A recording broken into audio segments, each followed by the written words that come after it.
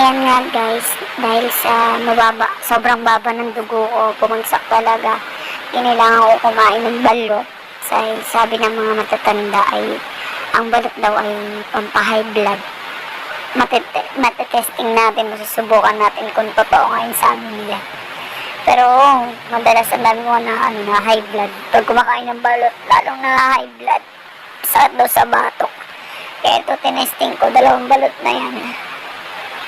Ayan nga, yung unang balot kinain ko yung sisiw kasi maliit lang. Yung pangalawa, hindi ko na inaya talaga kasi sobrang laki ng sisiw niya. Tapos ang laki ng tuka. As in, tuka na talaga.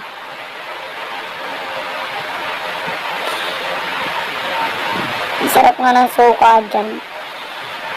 Kasi bawal higupin yung suka kasi yun nga, baba na ng dugo ko.